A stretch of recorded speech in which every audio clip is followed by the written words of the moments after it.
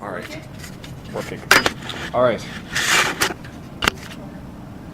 All right. Hi, everybody. Sorry for the delays. Anyway, I'm sure most of you know me, and if you don't, I'm Dr. Paul Theriault. I'm from Calgary. I'm a local naturopathic doctor. I practice at Heritage McLeod with Optimum Wellness, and I have a specialized practice focusing in chronic disease management, mental emotional health. What else do I do? It's quite, honestly, it's a strange thing to come back and think about what all the things you actually do.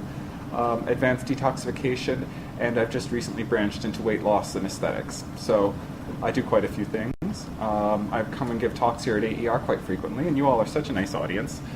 And today I'm doing a talk on weight loss and weight management. So this is a very big topic nowadays. So I just wanted, I've got a presentation here, and I just wanted to know any specific questions that you guys have. I'm going to write them down. So, I want to know yes. how to lose weight without cutting eating. Okay. Come on, say it, girl. All right, we'll get into that. Without eating or exercise. Yeah, that's right. Without eating. Okay. That's a good question, and that is possible. So. Oh, that is possible. Yes. Oh, awesome. See? Okay. Oh, Doctor, you can write me in there. We have a big Oh. flip.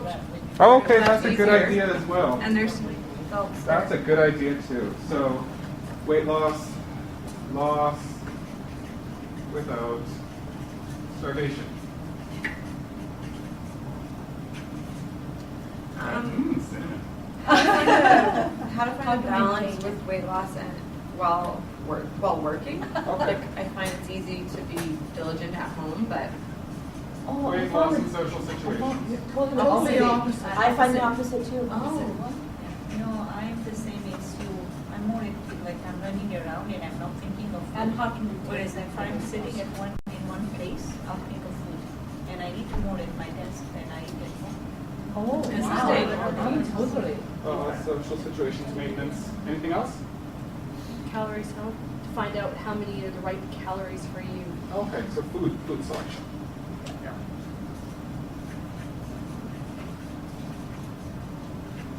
And do different calories affect you differently for weight loss?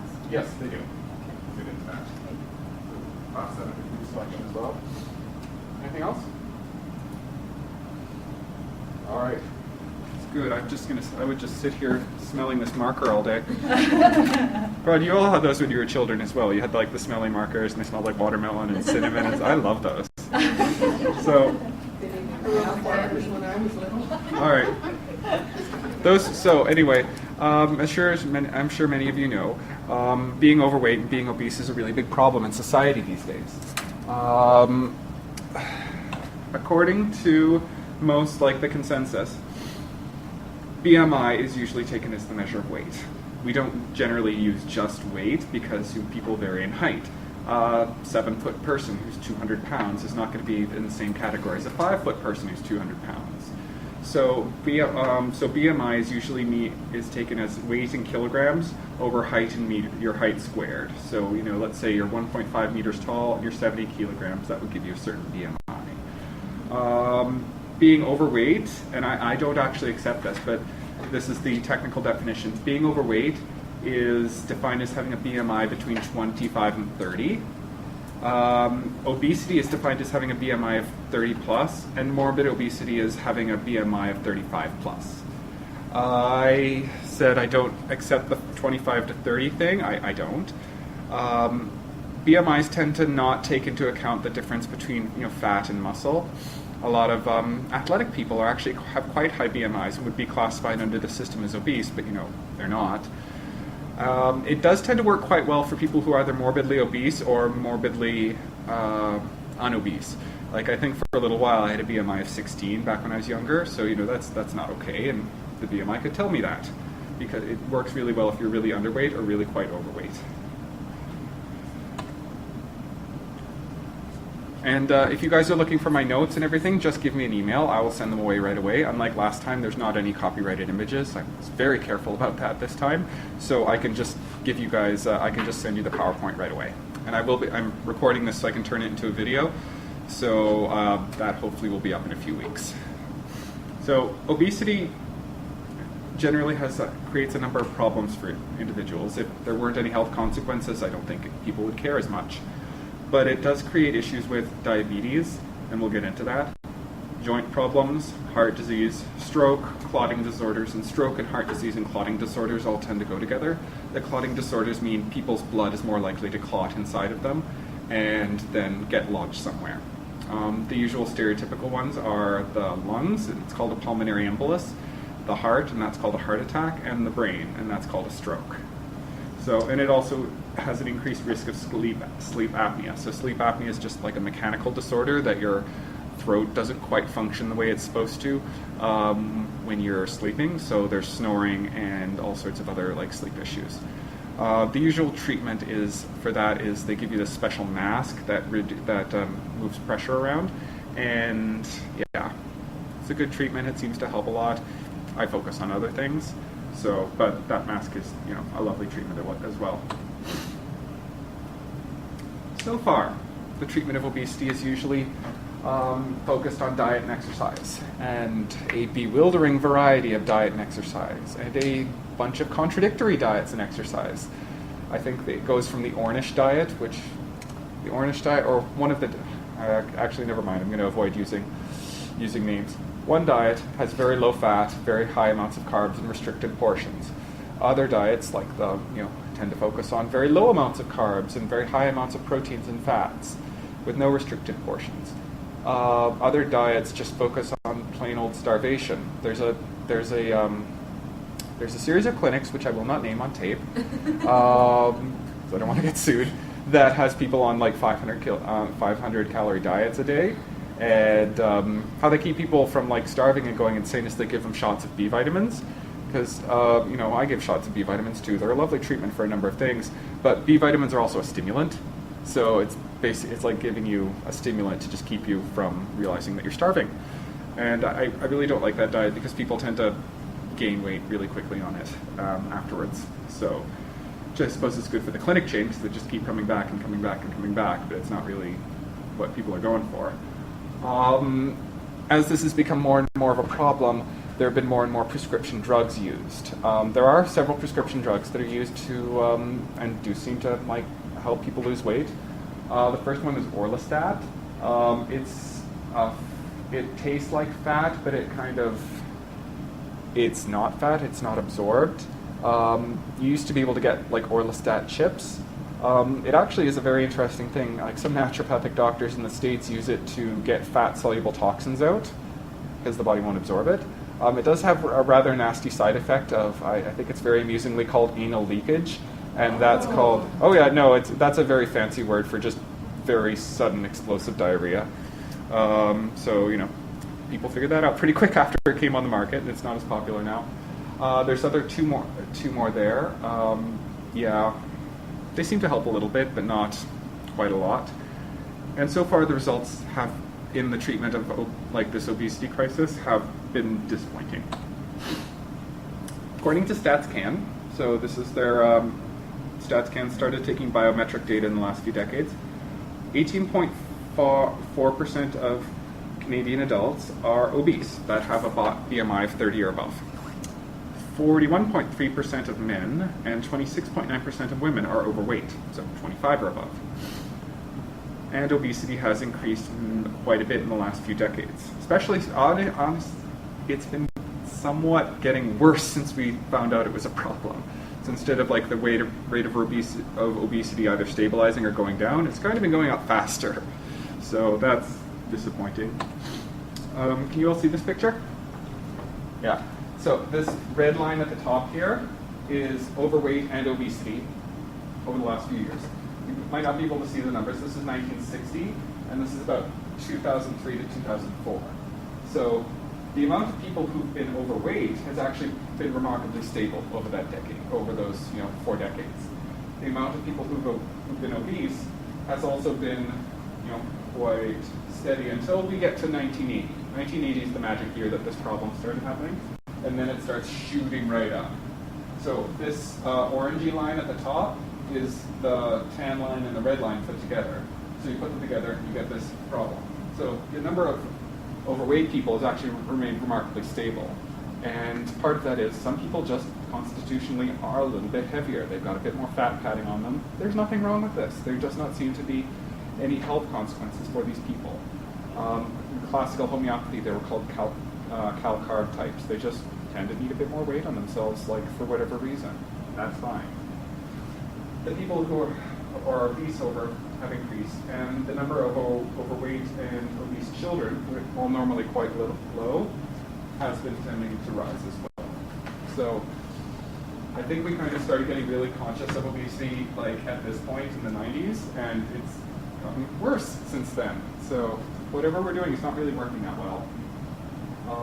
We'll get into the year 1980 a little bit later. Oops. A number of quite interesting things happened that year. So the big interesting thing, what causes obesity? Oh, a Kleenex.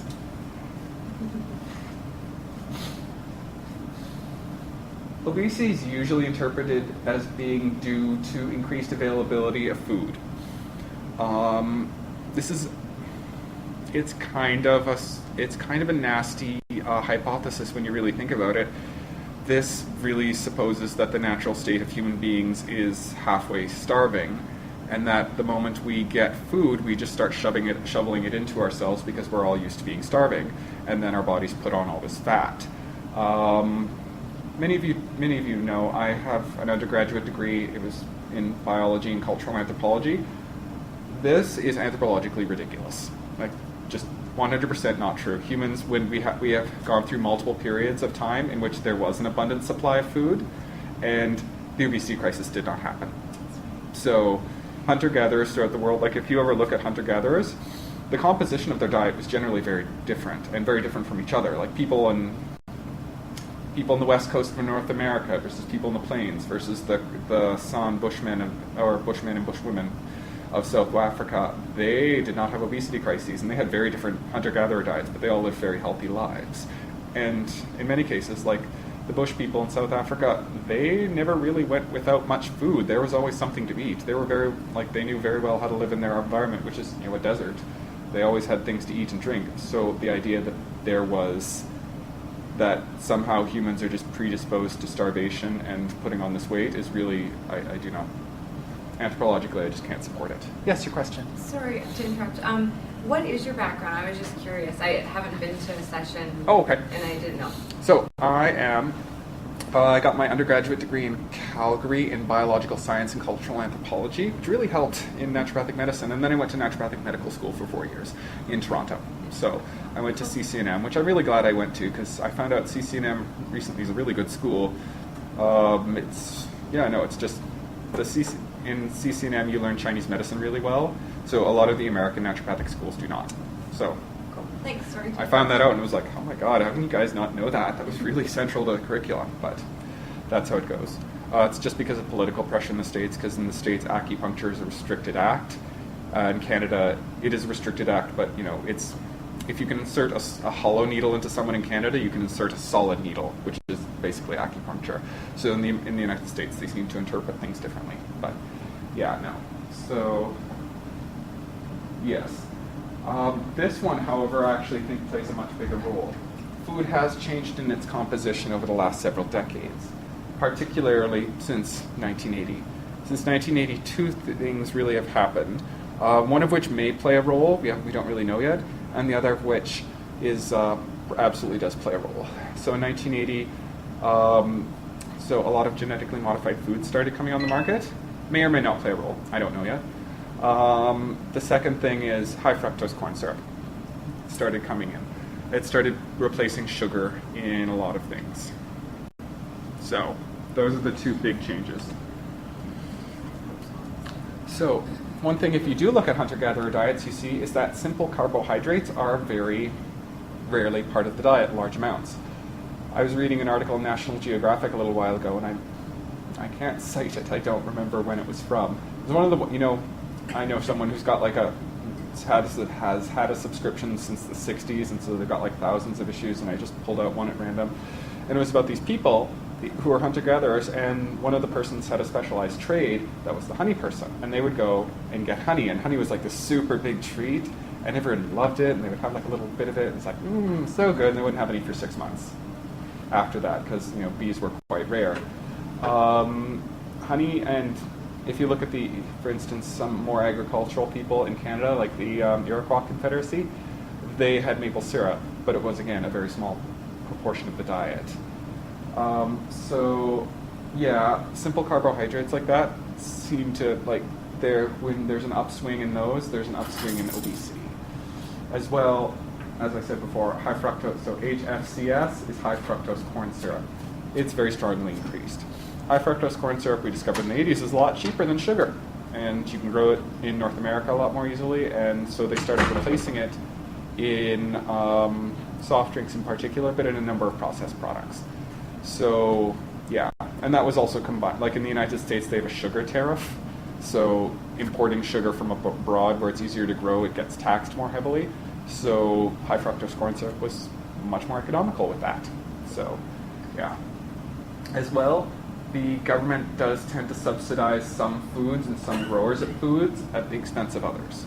So this is actually really useful because I think it's all right to subsidize food. I think that food subsidies are a lovely thing because they put food affordability in at least the country in question in the reach of more people.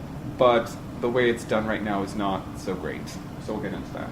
And second of all, and lastly, and this is a big one as well, is lifestyle issues. So we'll get into that. So just while we're on this topic, so food subsidies are interesting because they're not really given in any kind of coherent way. Like in Canada, some provinces have cartels for certain products while other provinces do not. And these have actually come up. Like, have any of you followed the Canadian Free Trade Agreement with Europe, those negotiations? When we have access to them. It's really funny. We had 2 elections over free trade with the Americans and don't even know what's going on with the Europeans. So, but anyway, one of the big issues that did come up was that in Ontario and Quebec, there's a dairy cartel. So there are only a certain amount of cows allowed to produce milk. And if they go over their quota, they have to flush it. So it's very good for the producers, but for the consumers, it tends to keep products high. As well, there are issues like the Canadian Wheat Board, which only operates in Western Canada, and was recently, I think, partially dismantled or fully dismantled. I haven't followed that closely. Fully? Okay, thank you. So it was recently dismantled, which only operated in Western Canada, which guaranteed a minimum price for grain. So, as well, there's a number of other subsidies applied to things like pesticides and herbicides and fertilizers and things like that. All of which, generally well-intentioned, but they kind of form this patchwork that subsidizes certain kinds of foods to the extent of others. Like if you're subsidizing pesticides and herbicides, organic food becomes more expensive relative to that because it's not getting the same pesticide, it's not getting the same amount of subsidies as anything else. If you're subsidizing certain kinds of agriculture or ensuring, or enforcing cartels in certain regions or in certain areas, others will, suffer in comparison. So really, and this isn't a problem that's just in Canada, it's also in the European Union, who we're signing a free trade deal with, apparently. It's also in the United States, it's also in Japan. So this is just a problem throughout the developed world, that we have an agricultural policy that was assembled piece by piece and wasn't designed coherently. So one of the things that really does need to change is we need to have a coherent food policy. And I think it just needs to, I think there should be equivalent subsidies. Organic food, if you factor out the external cost, the government input to it, is actually slightly cheaper. So it's much more expensive when we pay for it as consumers, but to produce and its environmental cost is cheaper. So the fact is that it's not getting, that it's not cheaper to us is, it's a function of just this market distortion. So I mean, if organic food was slightly cheaper, how many of you would shop almost completely organic? I totally would. But now, just because, I don't have an infinite amount of money, I have to pick and choose which things I do organically. So, yeah. This might be challenging, however, because agricultural policy is largely coming under the direction of large trade blocs. Like in the EU controls agricultural policy, and other large organizations like the WTO are starting to take it under control as well. So agricultural policy is becoming much less locally directed. So yeah, who knows what's going to happen with that. So back onto the main topic, outside of politics. Obesity, I tend to focus not as much on. I consider obesity in the majority of cases to be one symptom of an overall disorder. This disorder has a number of names. Some people have really fancy names for it. Like some people are really good at naming stuff, and they'll call it like Syndrome X. Think about that for a second. Syndrome X. It sounds terrible, doesn't it? Oh my God, I've got Syndrome X! Ah! I prefer Metabolic Syndrome because it's an accurate descriptor of what it actually is. So Metabolic Syndrome is it's an overall metabolic distortion of the body that predisposes it towards obesity and several other things. It also, according to the Merck manual, it includes blood glucose elevation, high blood pressure, high triglycerides, and triglycerides are one of the fatty acids that circulate in your blood, high LDL, so your bad cholesterol, and low HDL, so your good cholesterol. I didn't put that on here, but there's also a bit of an increase with clotting disorders as well. So this is pretty much the problem that's wrong with society. People can be slightly overweight without having metabolic syndrome. Those, cal-carb people I told you about earlier, they don't. That's how you can tell them apart. They might have a little bit of extra weight, but it tends to be differently distributed, and it tends to be in the absence of these things. So that's how you can tell them apart. The big question is, what do all of those things have in common? If we go and look back to our medical physiology textbooks, which of course you all have, we have a number of metabolic processes and biochemical reactions that underlie all of these things. And the big one is blood sugar regulation. And in particular, insulin physiology or insulin dysphysiology. So, I'm sure most of you know a little bit about diabetes because everyone has it nowadays.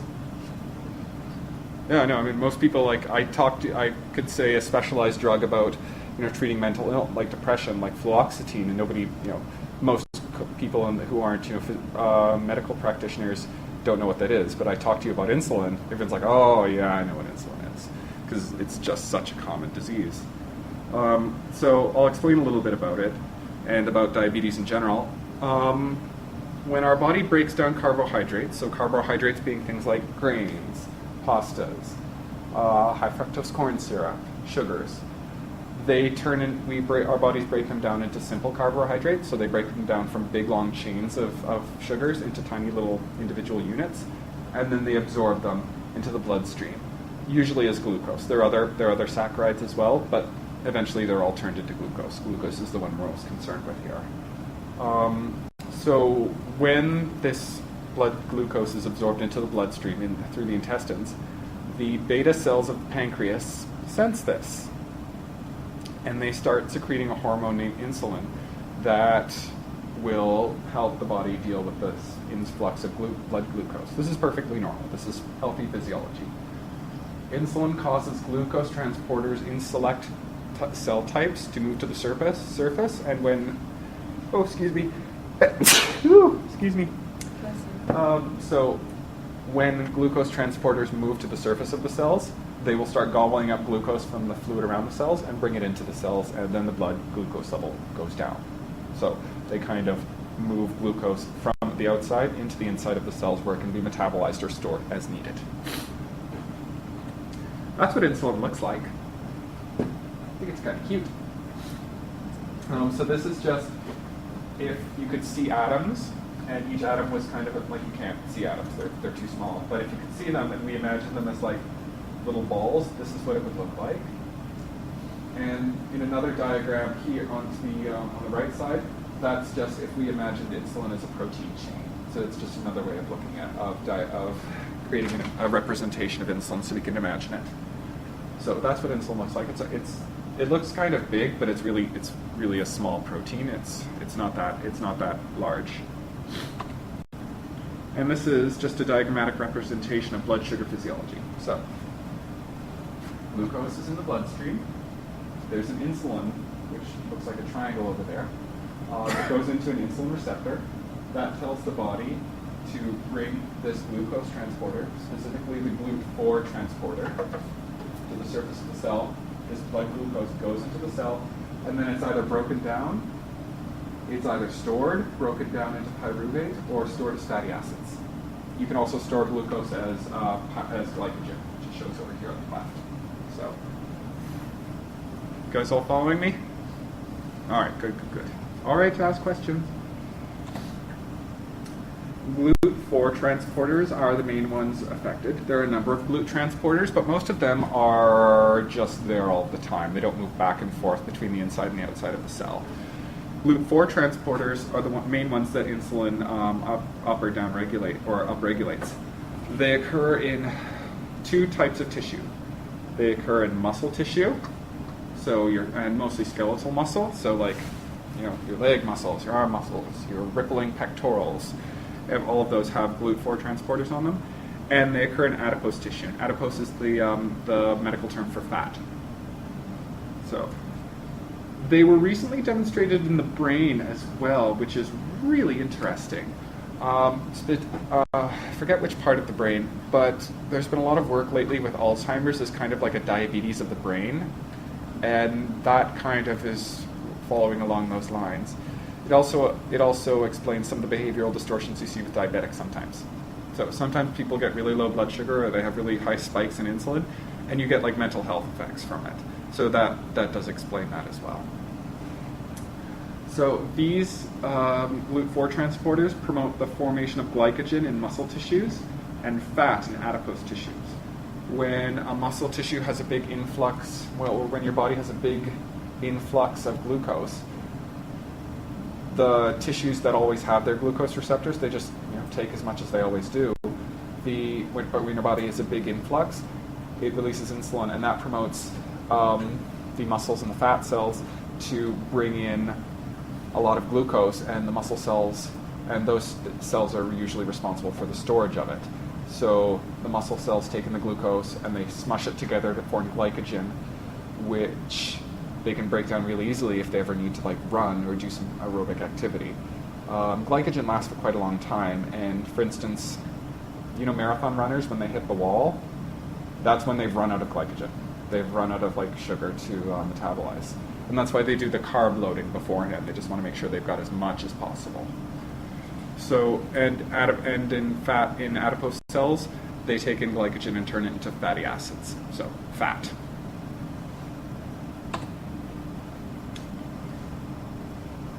So, if you have, let's think it's pretty easy to understand how this is happening. Your body has a rise in blood sugar, insulin happens, it promotes the formation of glycogen and of fat. So that's pretty easy to understand. Ideally, in a human body, the insulin goes down eventually. You go through a period of low insulin, and that kind of evens out. The body uses up the fat it makes, and things are wonderful. But if we have a state of chronically high insulin production, we have a number of things happening. We have increased glycogen in muscles, which isn't a bad thing. We have a lot of increased fat production, which may or may not be a bad thing. And interestingly enough, because insulin wants your body to make fat, having chronically high insulin will stop your muscle cells from metabolizing fat. It kind of blocks the fat molecule transporter, the lipase. So that's quite interesting. Having high insulin stops your muscle cells from using fat. Your muscles can also use fat as a way to fuel themselves. So it kind of stops that. Yes?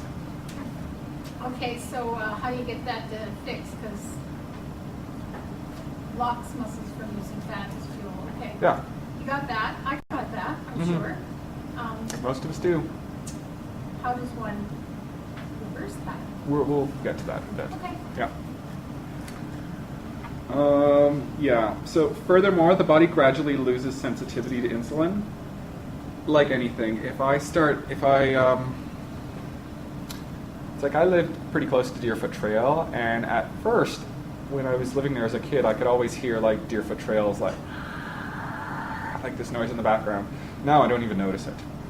Same thing. My mother lives right by. She lives kind of a little bit south of Barlow, and when she first moved there was the planes going overhead really bugged us, and now we just don't even notice them. When your body has a high level of a stimulus for a long time, it gradually starts losing sensitivity to that. That's the whole mechanism behind addiction and things. So you get a hit, and then it's just not much as it used to be, so you need to get more. It works with liquor, it works with gambling, and it works with insulin as well. Your body just starts not responding to it as much. So the next thing the body does is it's not getting the response it needs, it produces more. And the effects increase over time. The body makes more and more insulin, and the cells respond less and less. So the body keeps making more and more and more, and so forth. And as this happens, those GLUT4 receptors we talked about that move the glucose from the outside of the cell into it, they stop being used. So the cells actually start starving to death. It's funny, there's all this blood sugar around. The body loses sensitivity to insulin. The glucose receptors stop coming to the surface, and the cells can't get the glucose they need, so they start starving to death, and the glucose just stays in the outside of the cells, and the body assumes that it's just getting this continually high influx of glucose and keeps pumping out more insulin. It's really quite a nasty little feedback loop that happens. At some point, people go like with diabetes, people go through a period of really, really high blood sugar, and then the pancreas kind of just gives out. It just stops making insulin altogether. And at that point, usually artificial insulin is needed, just if it can't make any. This is different than type 1 diabetes. So we're talking about type 2 diabetes here. Type 1 diabetes, the pancreas gives out first, and then you absolutely need artificial insulin injections.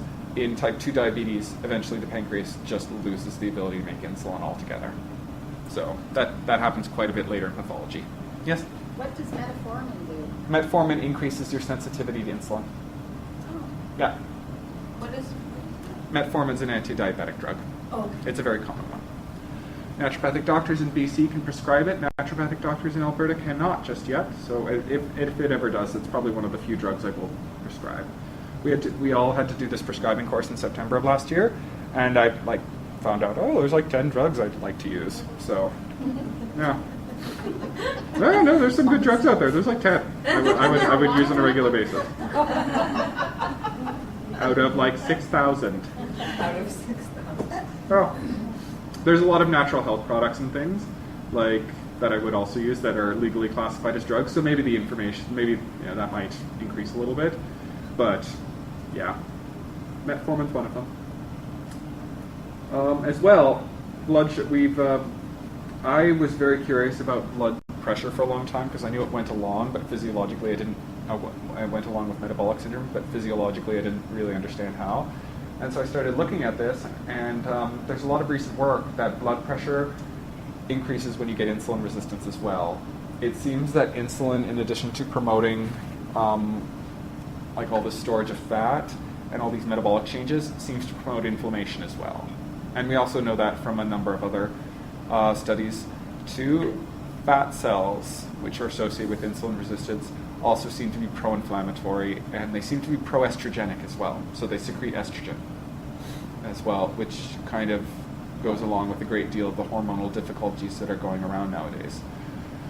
Part of the fun part about anthropology is you get to see how other cultures do things, and one of my favorite cultures that I studied in school was the, see if I can pronounce it right, the Ka in South Africa. They're sort of those bush people I told you about before. They're really interesting, and a lot of the times they would get studied by these Western anthropologists, and the Western anthropologists get older and so forth, and they go through menopause, and so it came up as a topic of conversation. with these people. So they're like, okay, when you stop having your period, what happens? Do you get really cranky? Do you stop wanting to have sex? Do things dry up down there? Do you want to kill people? Do you get night sweats?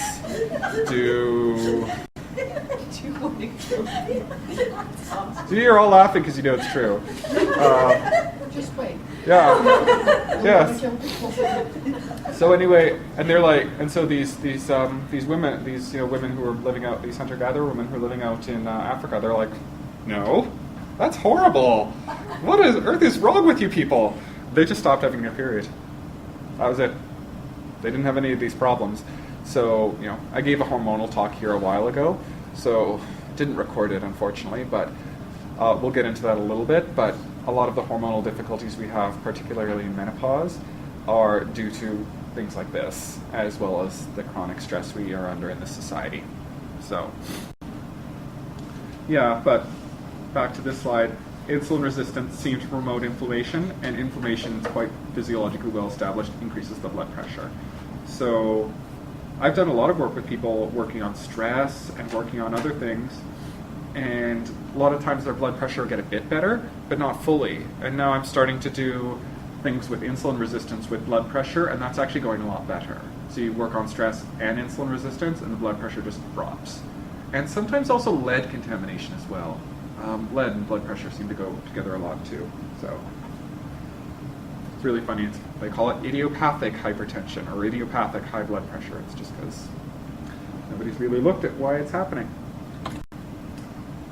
So the problem, chronically high insulin. Let's just leave all my asides and everything else aside.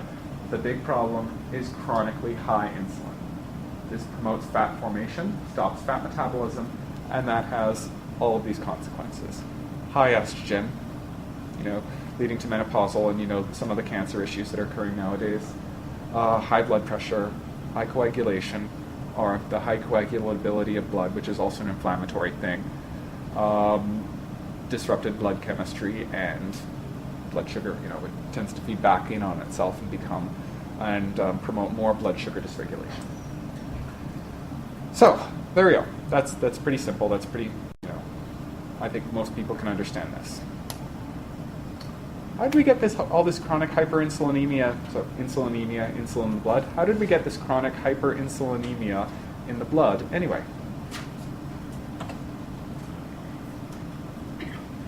Two dietary issues are primarily responsible. The first of which is the vast abundance of simple carbohydrates, and the second of which is inappropriate eating habits. And I didn't know about this until about 6 or 7 months ago. So we're gonna talk a lot about that because this is a case in which some of the big, particularly American diabetes associations, have really made things worse. So I'm not gonna name names, but on tape. But yeah, I was majorly irritated with that. So, since the obesity crisis began, if you guys remember back to that slide with all those lines on it, it was about 1980. Simple carbohydrates have become more and more common in the diet. The big one that I pick on is pop. So, pop, yeah, it's become a larger and larger part of the human diet in the last few years. It's not like the human diet was great, like was magically in some sort of utopia before 1980, but there wasn't as much of this. So pop and a lot of the sugary products that we use nowadays as well, like candies and sweeteners and things like that. And since the 1980s in particular, we've dealt with lots of increases, not only in sugar, like there's a fair amount of sugar in the diet before, but also with unusual carbohydrates. So in most fruits, there's a 50-50 ratio of fructose, which is one kind of carbohydrate, and glucose, which is another kind of carbohydrate. And our bodies are pretty adapted to deal with that 50-50 ratio. When you eat the fructose, it gets converted into glucose in your liver and gets released more slowly afterwards. Or your liver might store it as glycogen, or it might do a number of things with it. But it does our bodies are able to deal with that. High fructose corn syrup does not have the 50-50 ratio. It has a 55 fructose to 45 glucose ratio, and that just seems to send our body into a weird tailspin. It just does not seem to be well adapted to it. It promotes more insulin and more high blood sugar for a longer period of time. So that's kind of where that's at. So we didn't know that at the time, but now we do. And yeah. So did you have a question? Yeah. Yeah, well, so, I mean, we're talking a 5% difference between the two. Yeah. So hasn't somebody said, oh, hey, why don't we fix this and make normalized fructose syrup? Like. Well, you can't really make normalized fructose syrup. You could replace it with sugar. Sugar is just pure glucose, and our body deals at least a little bit better with that. But yeah, lots of people said that. It hasn't happened. Yeah, no, and you may have terrible human health consequences, but God forbid you start messing with international trade barriers and structures. And especially when they're supported by, corn lobbies in the States. Like corn growers love a lot of things like, ethanol production for fuel and high fructose corn syrup because it raises the prices, and then raises the prices, they have more money to do political lobbying and so forth. So, what is logical and healthy is often not what is politically palatable. So I think most people would love to see if their naturopathic doctors were, able to bill AHS and so forth. But politically, that's just not going to happen right now. So, yeah, even though it would absolutely be in the best interest of Albertans.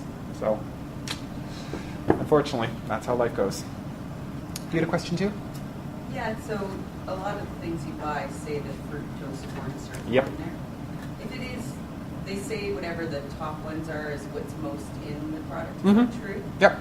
So if it was way down on the scale, would you totally avoid anything? Oh, no, I wouldn't. I mean, there's the odd time when God knows I go to I'll tell you, I go to nightclubs sometimes, and I have drinks and stuff.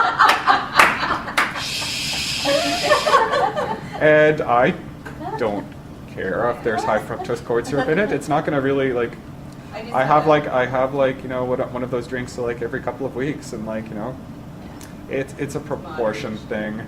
If you could do 80, 90%. I try to buy a lot of organic snacks Yeah. for him. But yeah, no, if there's a little bit Tons of stuff I always read the labels. oh yeah, It's no, always- natural stuff. If they use natural, organically grown high fructose corn syrup, it's still the exact same crap. No, I don't mean for that. So, if there's a little bit in it, may not be a terrible thing. I mean, I'd have to see the exact product. Yeah. But, it's not the end of the world if you eat it once in a while. So, yeah. So, and you guys have probably heard me do this before. One of the more interesting health products that's really being promoted nowadays is agave syrup. So, high fructose corn syrup, 55% fructose. Agave syrup, 70. No. Yes. Do you know that a dietitian told me that was the lowest on the glycemic index for sweeteners? A dietitian. This is my fake smile. Yeah, I heard it wasn't by somebody else, but yeah. Yeah, no, this is my fake. It's funny. I'll tell you guys a little bit about the aesthetic stuff I'm doing. I'm doing some of myself, and most of it is the wrinkles here, which come from me smiling when I really don't want to. That's my fake smile about that. So yeah, it's not. Better off using honey.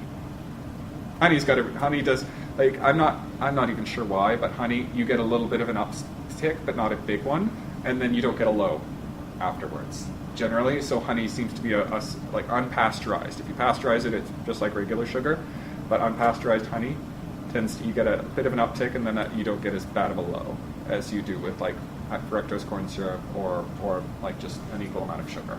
So yeah, so honey, good sweetener.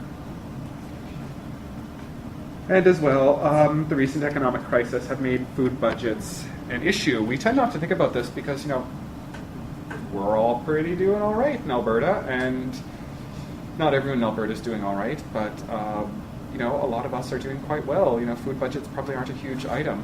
Globally, that's not the case. Most people, when there's an economic downturn and they're getting pinched, food is one of the first things to do, to go. So a lot of the times that means an increased result on cheaper foods and the subsidized foods like simple carbohydrates. So things like potatoes and rice and wheat and things like that. So yeah, no, so just economically food, like there's a whole movement about that called food security, that people need to like not have to worry about things like food, like getting good meals and things like that. That should be off the table. So I'm quite a big supporter of that. So simple carbs, we'll just go a little bit into the physiology. So here, oh good, you guys can see this, wonderful. I was kind of scared that it wouldn't show up. So here we've got, so the blue line is insulin levels, and you see how that parallels the blood glucose levels, and the red line is blood glucose. So the solid lines are a lower carbohydrate meal. Actually, they're specifically kind of like a lower carbohydrate meal at lunch. So they're about the same otherwise. So if you had a lunch with a higher carbohydrate content, particularly like a higher carbohydrate, you know, like a simple one, like let's say you had like a salad and a pop for lunch, versus just a salad, you would have, instead of the solid line, you'd have like a much higher spike in insulin and in blood sugar, and then you'd have a lower crash afterwards, because the body tends to go a little bit overboard, like, oh, so much blood sugar, I'm going to make more insulin. Ah, no blood sugar, ah! And then it tends to overcompensate. So does that make sense?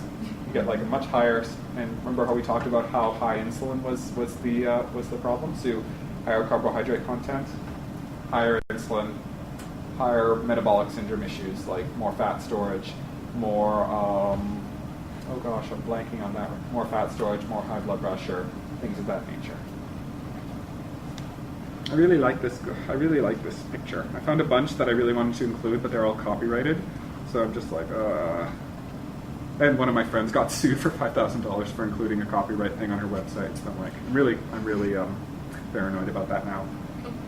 So, yeah, no, well, it was dismissed, but I still don't want to go through that.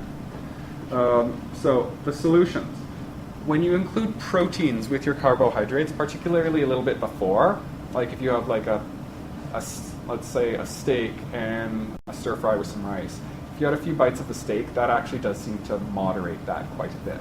The body tends to go into protein mode, and the blood sugar gets more easily regulated. So that's actually a pretty easy thing, you know. If you're having just like a bit of pasta with like, you know, tomato sauce, you know, get some chicken with it or something like that. If you're having just a stir-fry dish, you know, make sure there's some beans on it, or make sure that or get a side of hummus and, you know, eat that first. Like, that's pretty simple. And the second thing is a decreased emphasis on carbs. We tend to emphasize carbs in diet because they're really cheap, and they kind of make this neutral background against which we can put a lot of other flavors like meats and veggies and things of that nature. And that probably should be the other way around. Carbs should be a relatively minor component of the diet, and the other things that we use as fillers probably should be more primary. And it extends even into like, not the recent ones, but it extends to a lot of the public health food guides. Like, I know in the United States still, like, carbs are the bottom of that food pyramid thing they have. So they're like, you should have the most carbs out of anything in your diet. That's not right. In Canada, they've actually switched that around. So now veggies and so forth are at the bottom of the food, the bottom of they don't have a pyramid. They've got this like half circle thing. So the biggest one is now veggies, which is wonderful. Carbs are the second, which, you know, they probably shouldn't be even that, but still, that's really good. So we just need to emphasize, you know, having fewer carbs. Not until you get like one of those low carb diet kinds of situations. Like, that's not great either. It has some very good medical applications for you know, seizure disorders and certain type of cancers and things like that. But just, you know, for day-to-day life, it's not a good idea. But in terms of just in terms of day-to-day life, having, you know, but like fewer of those seems to work quite well. And another thing to emphasize is proper carbs. That's a really big topic. So I did do a whole lecture here on that, and I called it Ideal Human Diet, and there's a lot about gluten and carbohydrates in it. So if you're curious about that, you can go to that, and you can just go on YouTube and Google Paul Terrio, my name, naturopathic, because apparently there's a Paul Terrio he's like a really enthusiastic soccer announcer in Spain as well, and I saw him, I was like, wow, this guy's funny. I don't even understand Spanish, but this guy's hilarious. So Paul Terrio, naturopathic, and then I will come up and then just go on my channel, and it's the Ideal Human Diet video. So, yeah. A second issue is meal timing. One unnamed diabetes association, and this recommendation was adopted by most others to the point where it's actually quite culturally, people do this all the time now, it's like culturally passed down even though it's wrong. It developed the idea that small frequent meals would result in steady, even blood sugar levels, which could then be more easily manipulated by either insulin or hypoglycemic medications. Turns out that's not true. Turns out it just keeps your insulin levels really, really, really high. And remember how we were talking about how high insulin was really responsible for that metabolic cascade, led to obesity and all that stuff. Turns out it makes that worse. Yeah. Also, it disrupts the neurological mechanisms which trigger intestinal movement. So the technical word is peristalsis. So when the intestines make like a little wave and then push through, they squish, and they squish kind of in a sequence so that one part squishes and then the other does, so it kind of moves a bunch of food through. It turns out that doesn't work when you're constantly eating. So one of the biggest treatments I have for people who have bowel problems now, like irritable bowel syndrome or others, is I just tell them no more snacking. They eat 3 meals a day, resolves almost all of it. It's really crazy that way. There's other things you need to do, like modify bacteria and deal with their diet and everything else like that. But yeah, no. So got 2 potential angles on why this is a terrible idea. So I couldn't find a picture that was not copyrighted to describe this, so I drew one. Forgive me. Actually, no, never mind. I'm a doctor, not an artist, so I make no apologies. It's funny, I'm really always grateful to Dr. McCoy on Star Trek, because that gave me an excuse out of everything I don't want to do. I'm a doctor, not an artist. I'm a doctor, not a mathematician. I'm a doctor, not a decorator. Who cares if my room is frumpy? So anyway, this is a rough approximation of another diagram I did where they compared these 2 dietary patterns. So the one at the top here is people who have 5 meals a day. So their blood sugar and their insulin levels go up, and then they go down a little bit, and then they go up a little bit, and then they go down, but they've always at this constant high level. These people down here, at the bottom part, are the people who have 3 meals a day. They have not as high, by the way, insulin blood sugar levels, and then they plunge down. They actually get quite low. This is one of the triggers for hunger, actually, is when people do have low blood sugar, and that's a healthy trigger. We should be experiencing a bit of hunger every day. Then they have a meal and they go up, and then they go down again. And it seems that when you have these periods of low blood sugar, that actually seems to undo all the high or low blood sugar and low insulin. That seems to undo all the stuff that the higher levels of insulin did. All of a sudden, the cells become sensitized to insulin again. All of a sudden, the fat cells are able to burn fat, or the muscle cells are able to dislodge the insulin and burn fat. All of a sudden, the glucose 4 transporters become more sensitive to insulin, and they start doing all this. It resets resets the metabolic system. So, fluids do not count, and by fluids I specifically mean water. Water does not count. Pop counts. So pop is going to screw this up. So pop, coffee with sugar, fruit juices, things like that, they all count. Water does not. So if you drink a lot if you're in between meals and you feel really hungry, just drink like a bunch of water, and then that stretches the stomach, and it tends to get rid of that hunger reflex. So yeah, you guys all following me on this? This is also probably why fasting does such a good job. There's a lot of work going on right now about intermittent fasting, and one of my teachers, Andre Sain, does a lot of work in He's a naturopathic doctor also, but he's in Quebec. And Quebec has an interesting legal situation for my profession, because there's a number of people out there who call themselves naturopaths, and the government doesn't seem to be able to determine who is who versus, who is a naturopathic doctor versus these people. And so the government has held off regulating them. So Dr. Singh practice is unregulated in Quebec, but he does a lot of work with fasting, and he said that he's actually able to, completely reverse diabetes in a number of occasions. So I haven't studied with him closely on that topic, but I'm, just by fasting, just by having people not eat for a number of days, certain things being aside, like if you're a type 1 diabetic, that's a terrible idea. If you're injecting yourself with insulin, also a terrible idea. But a number of other people can seem to completely reboot their metabolism just by not eating under a supervised condition. There are a lot of ways to screw up if you're fasting, so you really need supervision doing that. But yeah. So I really like that, and I'm proud of my artistry in this slide. So, the question is, what's the ideal timing? Not entirely sure. The consensus seems to be between 3 and 5 hours. Water does not count. Neither do things that don't really have that much in them, like kombucha. I don't think counts either. Kombucha, it's fermented tea. Yeah. I heard that natural sweeteners spikes your blood sugar, or like Splenda. Is that true? If you were to Yes. have something with Splenda in between. Yeah, it messes up. I'm not sure exactly how, but it screws up your blood sugar in some way. So yeah, just lemon juice with your water if you can't stand the taste, or just suck it up, and eventually you'll start liking the taste. Oh, I drink. Yeah, so that's kind of, sometimes I'm a jerk to my patients. Like, oh, but I don't like the taste of water. Then you're going to keep drinking it until you do. So, no negotiation on that one. So, Tea. what tea? Just black tea, green tea. I'm not sure about those two.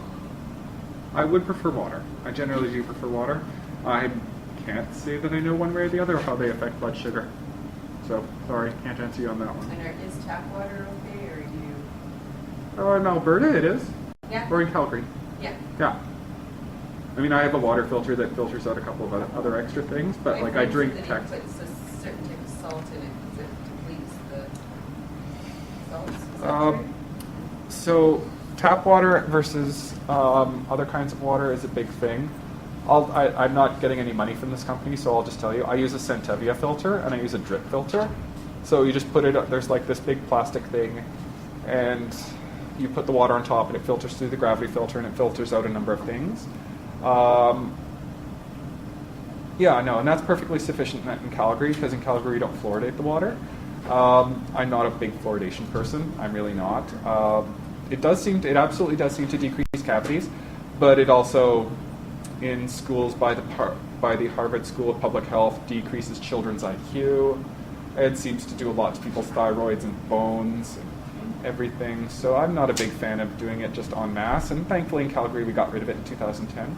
So, and it's actually really difficult. Like, you need a reverse osmosis thing to get rid of fluoride in the water. Like a normal water filter won't cut it. So, but we don't need that anymore because we don't fluoridate the water. So generally, the really big thing that you want to get out of water is chlorine, because chlorine is wonderful to put into the water because it kills all the pathogens and stuff. So that probably is why we don't have like outbreaks of cholera and things anymore, is because we chlorinate the water. But chlorine also, if you take it into your body, can disrupt your internal, like your gastric systems, like the bacteria in your digestive system. So it's really good to like kind of just take it out after you've killed everything. Would like a Brita filter take that out? I'm not sure. I am not. I mean, this is not my expertise. I know mine does. It has to have a carbon filter. What's the name of yours? Centevia. Centevia. It has to have a carbon filter. So the carbon reacts with the chlorine and keeps it out of the water. Thank you. Yeah. So is lemon okay with water? Yes. Yes. 100% yes. Lemon is good. Lemon is a nice flavor. I put ginger in my water. That's Ginger's fine too. Yeah. Ginger's fine too. Yeah, no. As I said, I also recommend kombucha. Kombucha has a tiny bit of carbs, but it doesn't seem to elicit the same response, and it's a very nice probiotic as well. So, yeah, I like ginger. Ooh. So, so I'm sure you all can appreciate that weight loss is a really complicated thing. Those two issues, carbohydrate composition and meal timing really do make a big difference. But there's a number of other factors that go into it that affect a person's weight and their metabolism in ways that I just can't describe here. Like, it's quite a complex science. So, as well, there's a number of specific foods that impact this in general ways. And those will be different from each person. In general, you can't say, to a group of people, you all must eat this thing will solve your weight loss process or solve your weight loss problem, because that just, generally is not going to work for everybody. There's a lot of personalized stuff. So I took a course of training. So this is the program that I offer now. It's called Metabolic Balance. And it was developed by a doctor who's got a very jolly name, but he's quite serious in real life. His name is Dr. Funfack. He's German. Explains the seriousness. So it's Dr. Funfack, and he has you take a lot of, this program has you take a lot of blood chemistry. So I'll go and send you off and get a bunch of blood tests, like how much is this in your blood, how much is that? And take some measurements, like pretty basic measurements like hips, waist, and mid-thigh. And then you just use these to calculate a specific diet for people. So if you have, for instance, blood values of one of your lipases or one of your blood enzymes are off, then you would adjust the diet in a certain way to compensate for this. So it's really quite detailed to the point where they'll tell one person, you can't have pears, but you can, and so forth. So I really like it that way. It just seems to be really, really personalized and really specific to your own metabolism, and it seems to be quite based in fact. I didn't put it in my slides, but there was, so if you go to that website, it's called metabolicbalance.com, and I got some brochures and stuff for it. If you go to that slide, they've done a study on it, and it does seem to perform better based on the currently accepted standards of weight loss programs than the average ones. So, yeah. So why you measure the side and arm and? Not the arms so much. I'm just gesturing towards my arms. Thighs, hips, and waist, just to measure the relative areas of fat deposition. Because the waist usually is an issue of adrenal function. Waist is like healthier fat deposition, and thighs again healthier fat deposition. But the waist is more like belly adrenal fat. So it just different dietary things go into each one. Yeah. That's how you're going to be more specific which part you want to lose. Yeah. Oh, we'll get into that in a little bit. So, because you do need to be pretty specific. And I like this. I got into it because my mentor, Alex Gelman, in Toronto, she was a nutritionist and she does a lot of homeopathy and stuff. And she always had this problem. She called it her muffin top and everything. And then she actually lost it on this program. And so I was like, oh, wow. Yeah, I'm going to learn this. So I did, and it was quite a good program. So this is just the basic outline. So there's a pre-plan, there's lab work and measurements. Sometimes I throw in a little bit of extra stuff, like if people are obviously having a problem with their digestive system, like, I'm a naturopathic doctor, I got you covered. It's funny, in November I'll have been in practice for 4 years. And it's a really nice point because there are certain things like, when you start practice, you're like, oh my God, I don't know anything. But, you do, but, you don't realize it. And now I've got the experience and, so forth. There are certain conditions where people just come in and they're like, oh my God, is it possible that you'll be able to do anything? And I'm like, I've got you covered. Like, don't even worry about it. I'm that way with mental illness and digestive disorders and a couple of other things. People who are really toxic I'm really good with. So, phase 1 is just a very brief cleanse. So clean out the intestines for like 1 or 2 days. Phase 2, you get the personalized diet that we get from your lab work. We calculate out from your lab work and your measurements. So, and that one's relatively strict. It's like, you get this much food at these meals per day. You don't get hungry on it. It's not a starvation diet, but, they calculate the amounts fairly well for you. Phase 3 is a less strict diet where it's the same food, but, who gives a crap about the amounts you eat anymore? Like, your weight goals are happening and you're like, okay, well, that's wonderful. And as well, people quite often get used to overeating. So after doing the more strict diet for a few weeks, your hunger reflexes get less. and your body gets used to living on less, so the hunger response doesn't happen as much. So after you've done that for a little while, people just get, it's like, oh, this is what I actually want to eat versus what I'm neurologically conditioned to eat in terms of amount. So, and phase 4 is just a long-term maintenance plan. And what Dr. Funvac says, and so How do you forth. spell that? Funfack. Fun?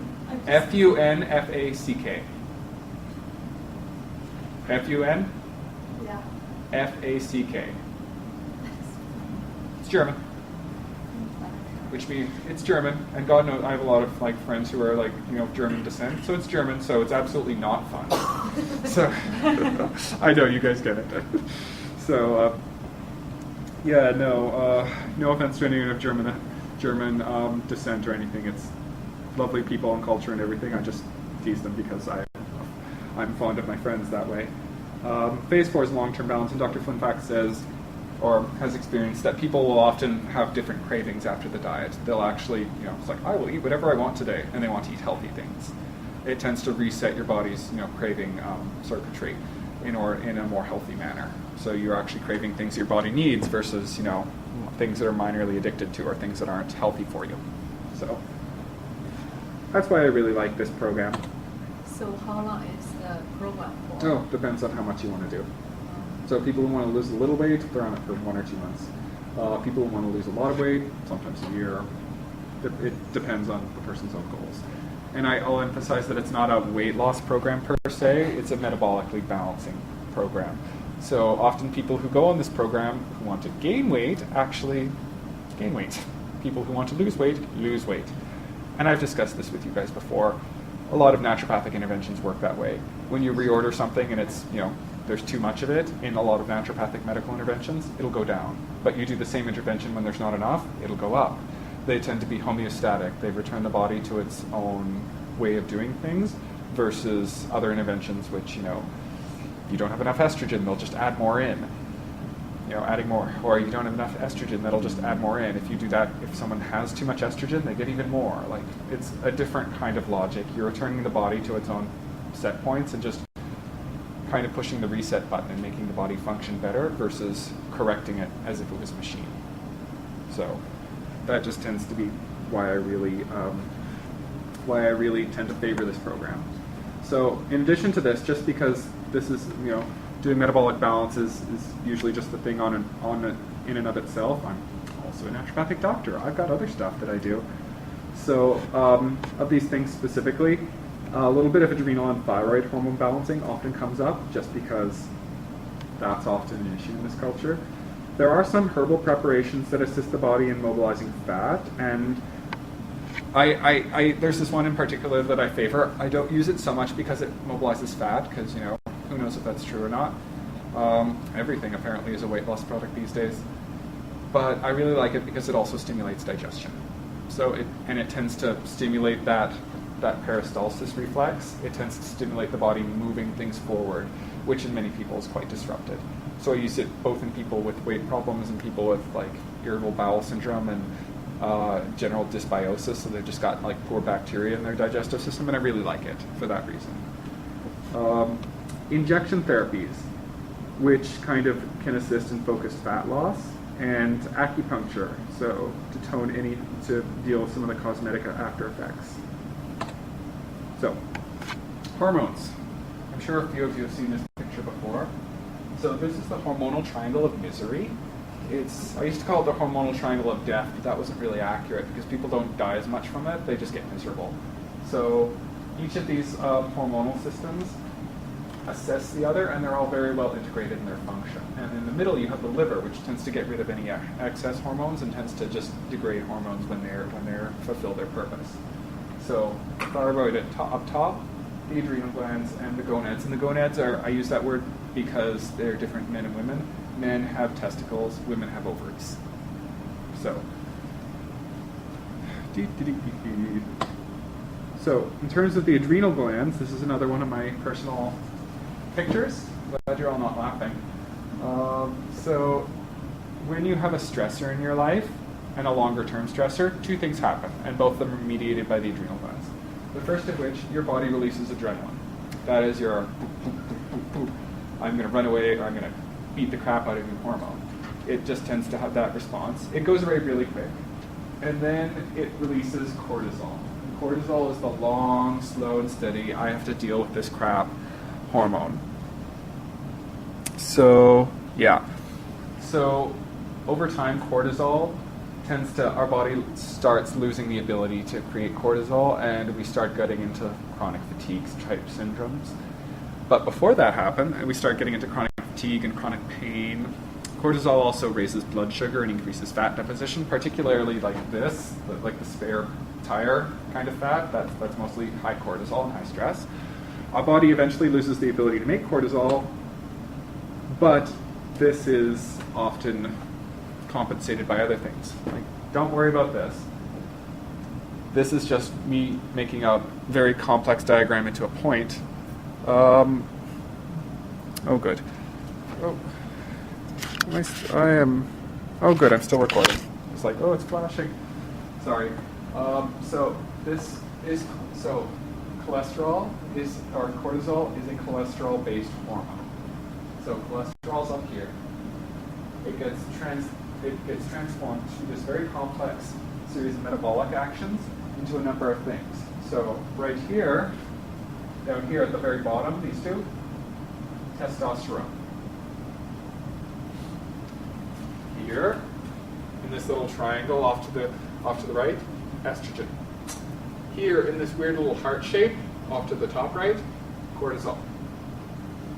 If one of these is being sucked out, a lot of this cholesterol and a lot of this like metabolic activity in the enzymes will start pushing it there, and these ones at the testosterone, the estrogen, get sucked out.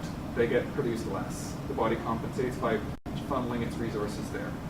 This is actually compounded if you're on a medication like a statin. So statins, their mechanisms, they're an HMG-CoA reductase. So HMG-CoA reductase, they're HMG-CoA reductase inhibitors, and HMG-CoA reductase makes cholesterol. So you're stressed out and you're on a statin. Oh lordy, that's going to be a mess. Sorry, it's a statin for high cholesterol? Yes. Okay. Yeah. High cholesterol is a completely different lecture. So, yeah. So this is just my oblique way of saying those two, so the gonads, will suffer if chronic stress is an issue. Also, cholesterol is being suppressed. Thyroid will often pick up the slack. The thyroid can produce more thyroid hormone to increase energy artificially as well. So often this continues until just everything collapses. So you get into chronic fatigue because your adrenal glands just give out. You have low thyroid issues. And then quite often you get things like PMS, menstrual issues, and my condition that I'm going to submit to Merck, but I don't think they're going to do it, is MFH, menopause from hell. So, yeah. So, the things that I do to help this, there's a thorough assessment that I do, and then there's also things like herbal therapy. Herbal therapy and hormones work really well together. Herbs do a very similar thing. If a hormone is too high, they'll lower it. If it's too low, they'll raise it. They provide the metabolic fuel you need. Sometimes cases herbs don't help, and then organotherapy. Organotherapy is basically supplying a product like, for instance, eating. One of the ones I use it's a tablet made out of cow adrenal glands. So it just provides you with the nutrients, and it provides you with a little bit of a boost until your own hormonal response kind of kicks back in. And I also use homeopathics to support function and to address whatever deeper pathology we can uncover. Oops, 2 slides. Second thing, I also do injection therapies. So I do injections both of vitamins and homeopathics into specific fat deposits if they're just not moving. So that often tends to remove them quite a bit faster. It's not well studied yet. Not a lot of things in naturopathic medicine are, unfortunately. We don't have the resources to study everything we want. But empirically, it seems to work on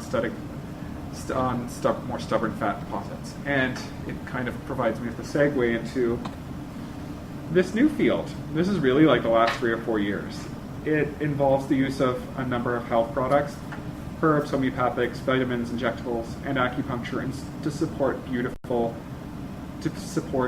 inner beauty, and of course, like making sure your skin is pretty and everything else is nice as well. It's a field I'm training quite a bit in right now. Right now I'm focusing on facial rejuvenation acupuncture. I really like it just because it's very similar to a very popular modality. So, you've all heard about Botox, right? Basic mechanism of action with Botox is, basic mechanism of how wrinkles form is your face, almost unique among your body, the muscles tense up and they stay that way. And eventually, if they stay, like with me, it's on my forehead. So these muscles here tense up, your forehead wrinkles, and eventually the skin just gets wrinkles from it. With Botox, the basic mechanism is they inject botulism toxin, and botulism toxin paralyzes muscles. And they inject it into the muscles in tiny little amounts, and the muscles paralyze, and then the wrinkles kind of theoretically go away. The interesting part is that those muscles stay paralyzed. They've done a lot of research on this, and apparently, I forget his name, so unfortunately I can't cite it. But there's one man who treated depression, and he just did Botox on all of the muscles that produced a frown, and the people got better, like their depression lifted. I was like, what? They've also done a number of studies on marriages, and apparently, when a person gets Botox, their empathy goes down. Like they can't empathize, they can't emotionally process their own emotions, and their partner can't perceive them processing and being empathizing as well. So the divorce rate after Botox actually goes up by a fair amount. So I know, it's hilarious, isn't it? It's like I wanted to look younger, and then ended up looking and actually being an emotionless zombie. Why I really like facial acupuncture is because it works in a very similar manner. Instead of paralyzing the muscles, you do what's called trigger point release. You poke the muscles with a needle, and then that gets them to tense and release really quickly. And then after that, they're released. But they can move. So it's like you get the effect of the injections or the Botox injections without actually not being able to emote anymore. I thought that was just I thought that was really cool. There's also herbal facial washes and homeopathics that use to support this, and some natural cosmetics. There's also an abdominal component, so you can do this exact same thing, not on the face but on the abdomen. I'm learning that in November, so can't tell you much about that now, except I'm going to San Francisco to learn it in November, so that'll be fun. Yeah, so I'm really liking that one. And it was really funny because I did it on myself, because I try everything on myself. So and I told you all about the stuff that's coming on my face is actually like these wrinkles here above my cheekbones, which is like, this is me smiling, and I don't actually want to smile. So I needled the muscles on my face that way, and I got them to release on one side but not the other. It was really funny, actually. I was kind of on this side. I started crying for a little bit, like not from pain, but just from oh my god, I feel so much better. This side was like, nothing's happening. And there really is like a difference now. Like I eventually got the other side to go, but it was just like, wow, this is really a depressing feeling. So one side I had this big release, and I actually started speaking my mind and doing a lot of other things. And the other side, I wasn't completely there though, because the other side was all tense and miserable still. So it was just like, yeah, that was a really interesting experience. All right, do you guys have any questions for me? I have a question. Yes.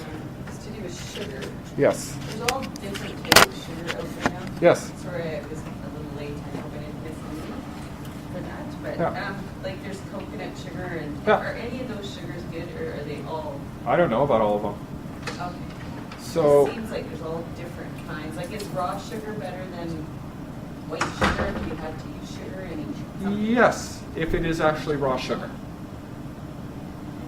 If most kinds of raw sugar, or like brown sugar and stuff, they just refine it all and then put molasses in it at the end to make it, because it's cheaper. If it is actually raw sugar, yes, it's somewhat better. It says raw sugar. Yeah. Organic in Canada means something. Organic, like Canada does actually have very good organic. Like if you use that title, it needs to do X, Y, Z. Okay, so it But is raw what it is. sugar is not.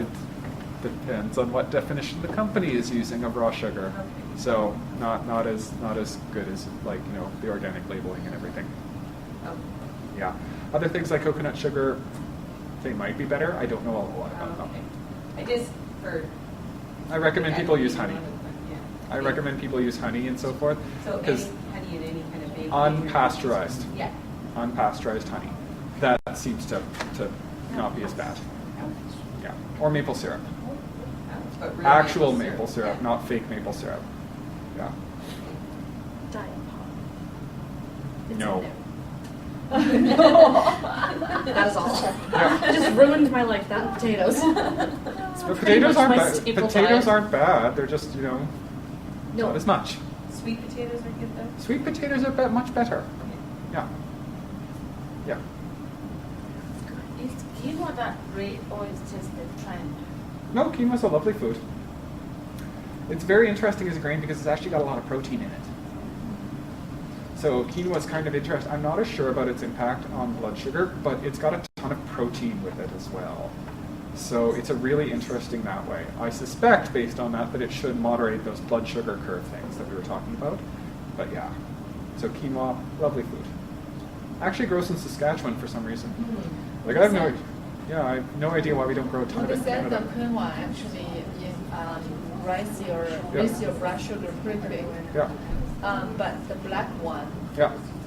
will have stabilized blood Oh, sugar. okay. So Ling is thank you, Ling. There was when you say that like the yellow quinoa seems to rise create a pretty quick rise and fall, but the black quinoa seems to be a bit more stabilizing to your blood What sugar. about the red? Red is better than white. I read it's like the quinoa, and it has kind of same attributes as like white rice Yeah. versus Yeah. brown Right. rice or Yeah. wild rice. Yeah. Yeah. I don't know. It was just an article. Well, Yeah. it's actually if you eat quinoa and have diabetes, you better Yeah. combine with some protein or something, right? Yeah. So although it has lots of protein in that, but it actually raises the blood sugar really quick. Yeah. So black. All right. So we've got it. With quinoa, darker seems to be better. All right. Thank you. All right. Any other questions? Yes. What's the difference between white rice and brown rice? So white rice has been processed in a specific way to remove the brown part. So the brown part is the husk. That contains a lot of fiber, and it contains a lot of B vitamins as well. So the difference, there's not actually any difference in the actual amount of carbs, but the difference is in how quickly they're absorbed and how quickly they move along the digestive tract and so forth. Fiber tends to slow things down, resulting in an increased length of time, and then so instead of just having like a quick spike, you have like a long laid out spike, and that actually the body seems to do better with